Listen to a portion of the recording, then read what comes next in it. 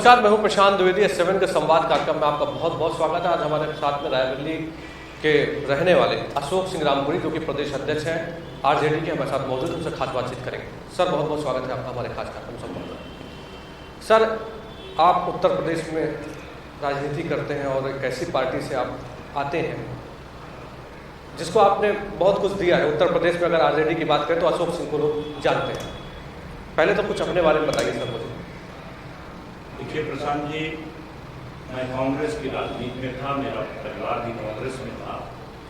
विश्वनाथ प्रताप सिंह के नेतृत्व में हमने कांग्रेस ज्वाइन किया था और चले थे उन्हीं के साथ। जी, जब उन्होंने कांग्रेस से अलग किया गया उनको, उसी के साथ हम भी कांग्रेस से अलग हुए। उस समय मैं कांग्रेस प्रदेश कांग्रेस कमेटी की सूत्री का उपाध्यक्ष हुआ करता था। उनके साथ मैंने राजनीति छोड़ी और जनता दल जो विश्वनाथ प्रताप सिंह का बना उसमें मैं शामिल हुआ। जी, जनता दल में मैं युवा संगठन का राष्ट्रीय महामंत्री बनाया गया और पूरे देश में जनता दल के लिए काम किया। 89 में मैं सरेली विधानसभा से चुनाव भी लड़ा। दुर्भाग्यवश मैं लूज किया। फिर 96 में 96 में पार्लियामेंट का टिकट मिला जनता दल से, उसको भी लड़ा। सरेली विधानसभा से जीता था, राज्यों से हमारी हार हुई।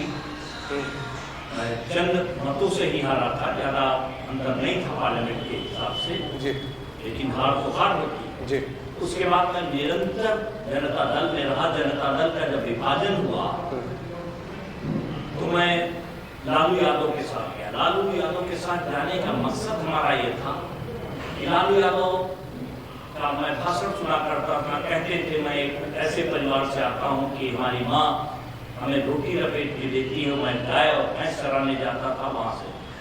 मैंने सोचा कि इस परिवेश में रहने वाला व्यक्ति जो पटना यूनिवर्सिटी का प्रेसिडेंट भी हुआ, 77 में मेरा मेंबर पार्लियामेंट भी हुआ और जयप्रकाश नारायण का जो युवा आंदोलन था उसका लीडर हुआ, इस व्यक्ति में दम है, क्षमता है, ताकत है इस समाज को नई दिशा देने की। हमारा शुरू से ही मकसद रहता था, मेरी ये विचारधारा रहती थी समाजवाद के प्रति। गरीब, गुरबा, जो जाति, धर्म, दल से सब अलग ऐसे वर्ग की पहचान जो पिछड़ा समाज, इनके ऊपर अन्याय और अत्याचार होता है, उनको हम आगे लाएं और उनके हक हकूक की बात करें। इसीलिए मैंने राष्ट्रीय जनता दल ज्वाइन किया।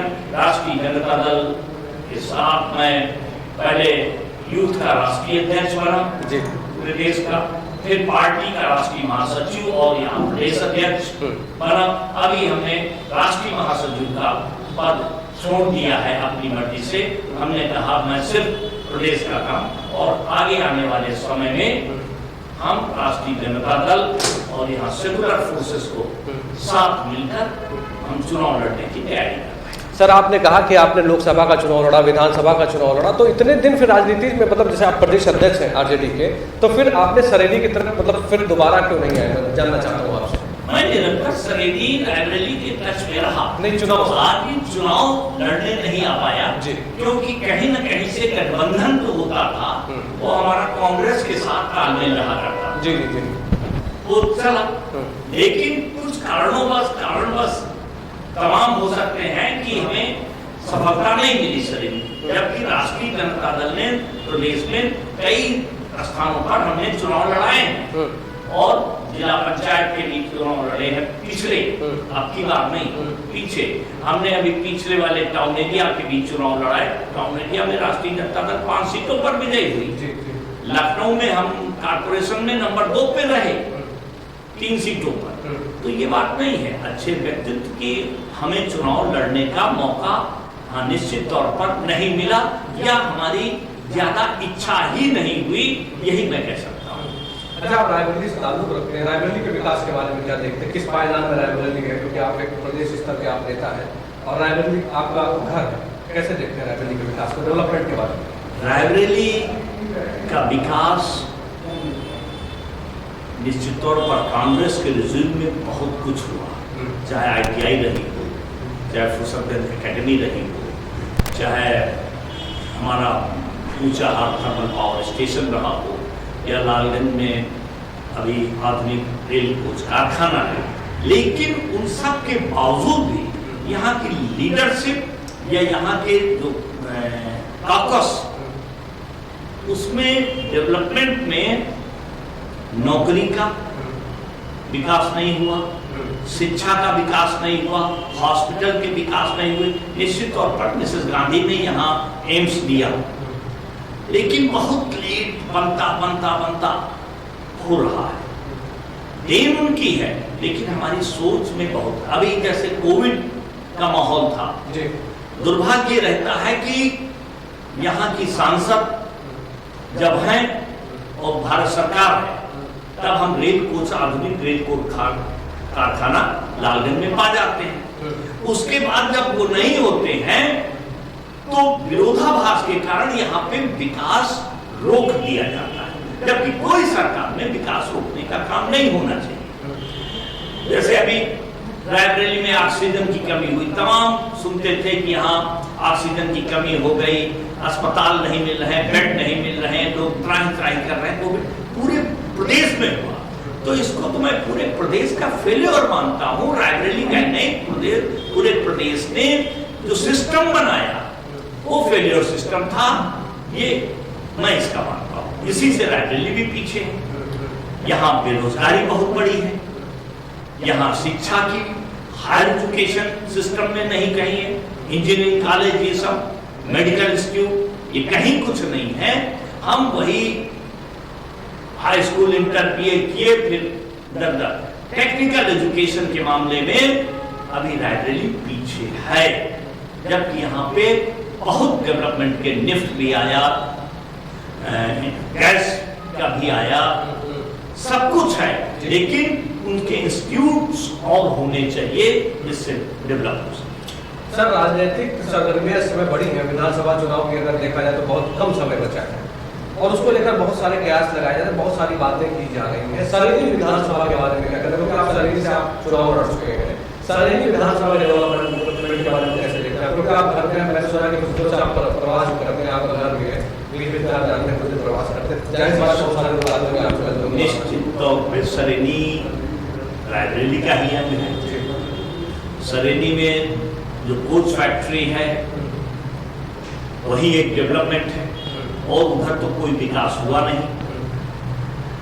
आज राजनेताओं ने उस कोच फैक्ट्री को व्यापार और व्यभिचार का अड्डा बना रखा है। सारे नेता, हम सुना करते हैं, सारे नेता वहां ठेकेदारी के लिए मारामारी करते हैं।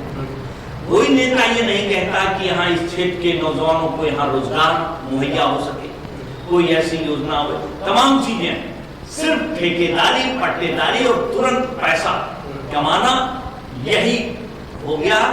तो जब नेता ठेकेदार हो जाता है तो क्षेत्र का विकास बर्बाद हो जाता है, ये हमारा कहना है।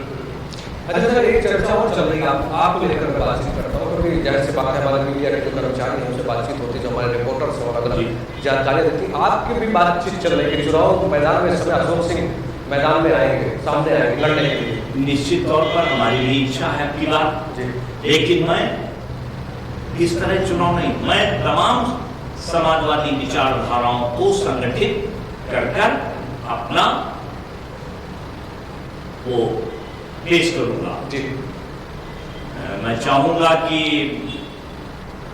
तमाम विचारधाराओं के लोग, राष्ट्रीय जनता दल, कांग्रेस, समाजवादी पार्टी, जैसे हमने बिहार में किया, उसी पैटर्न पे उत्तर प्रदेश में भी मैं कोशिश करूंगा कि उसी विचारधारा से अगर हमें मिलता है, राष्ट्रीय जनता दल को सीट मिलती है, समाजवादी और सब मिलकर, तो हम यहाँ भी चुनाव लड़ेंगे।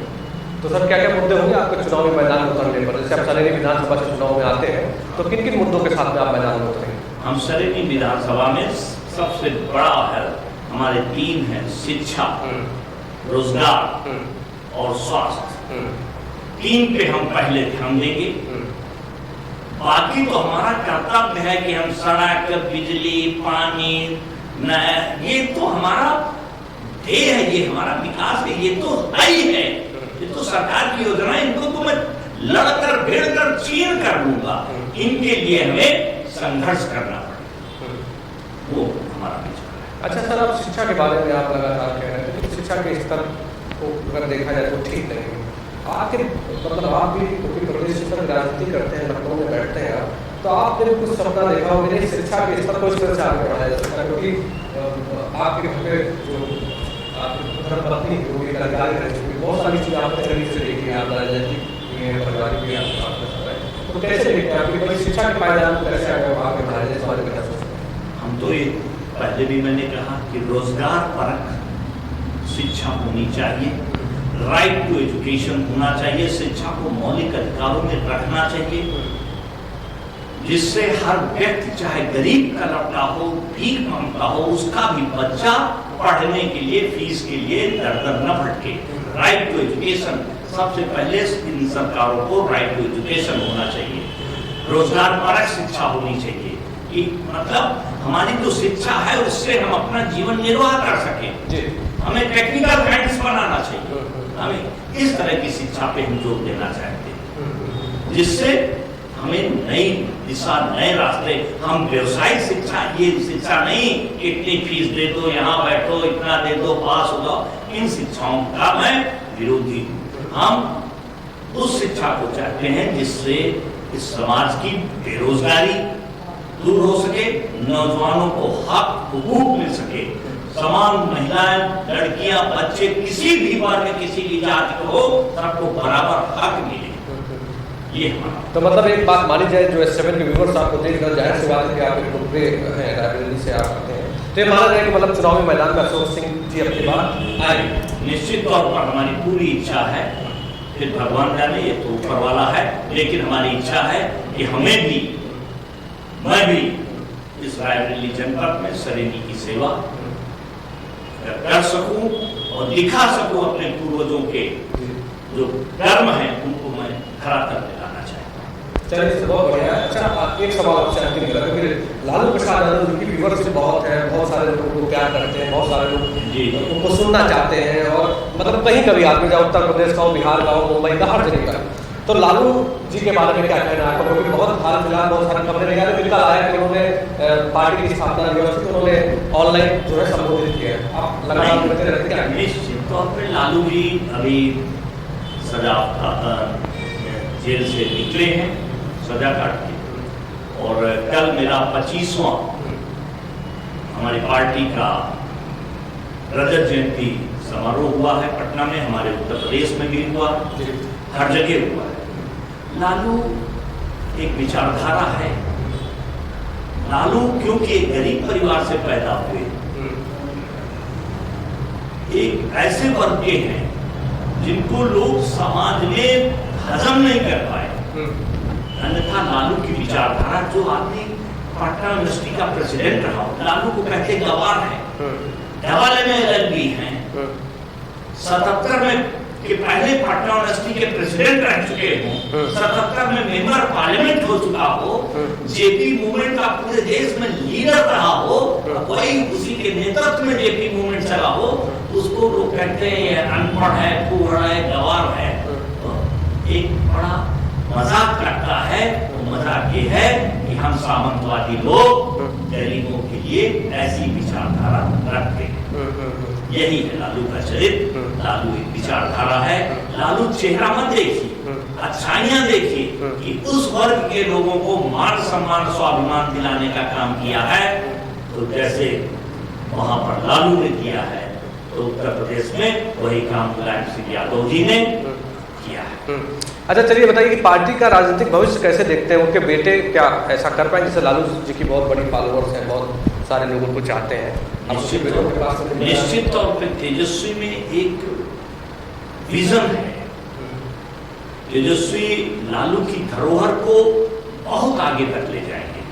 निश्चित तौर पर ये हमें विश्वास है कि वो लोग उसी तरह चल रहे हैं जैसे लालू की विचारधारा चल रही थी।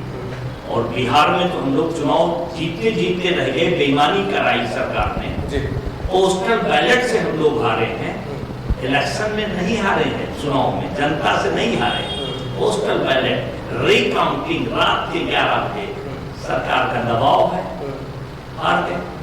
लेकिन हम लोग सफल होंगे, निश्चित हो सकता है इसी साल हमारी सरकार वहां बन जाए।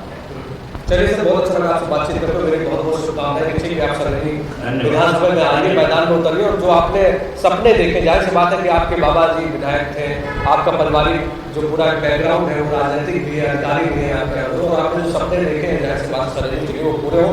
चुनावी मैदान में आपके आने के पहले S7 की तरफ बहुत बहुत शुभकामनाएं बताइए।